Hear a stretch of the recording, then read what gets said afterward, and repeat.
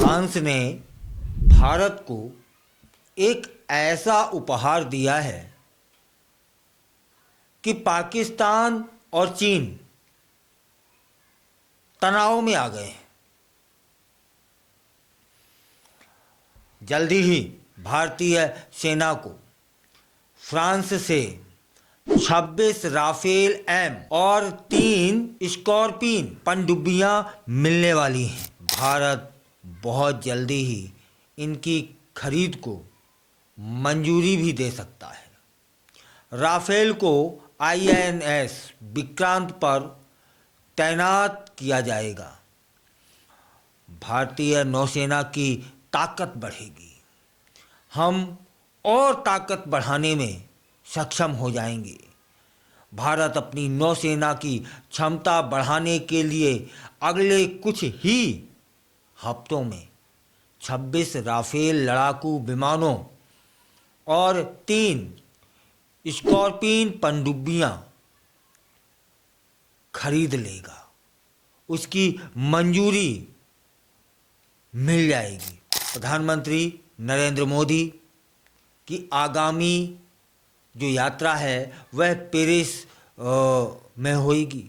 उसी दौरान Rafale M और स्कॉर्पियन की खरीद को लेकर घोषणा की जाएगी या फिर नहीं।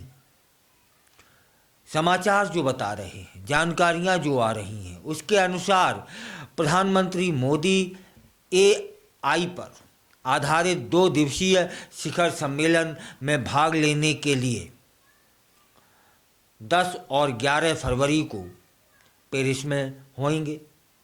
और उस शिखर सम्मेलन के अलावा प्रधानमंत्री मोदी फ्रांस के राष्ट्रपति के साथ द्विपक्षीय वार्ता भी करने वाले हैं। रिपोर्ट बता रही है कि दोनों समझौते अंतिम चरण में हैं और सुरक्षा मामलों की कैबिनेट समिति को इन पर विचार करना ही होगा। जुलाई 2023 में रक्षा मंत्रालय ने फ्रांस से 22 राफेल जेट विमानों की खरीद को मंजूरी दी थी और इन्हें स्वदेश निर्मित विमान वाहक पोत INS विक्रांत पर तैनात कर दिया जाएगा। मंत्रालय ने फ्रांस से 3 स्कॉर्पियन पनडुब्बियां खरीद को भी मंजूरी दी है। मझगांव डॉक लिमिटेड ने पहले ही भारतीय नौसेना के प्रोजेक्ट 75 के तहत फ्रांसीसी नौसेना समूह के साथ मिलकर भारत में 6 स्कॉर्पियन पनडुब्बियों का निर्माण किया है। राफेल एम जेट के साथ साथ हथियार प्रणालियों और स्पेयर पार्ट सहित संबंधित सामान की खरीद एक अंतर सरकारी समझौते पर आधारित होगी। भारतीय वायुसेना पहले ही फ्रांस से 36 राफेल लड़ाकू विमान खरीद चुकी है। हम ताकतवर हो रहे हैं, निरंतर हमारी ताकत बढ़ रही है। राफेल विमान का नौसैनिक संस्करण है।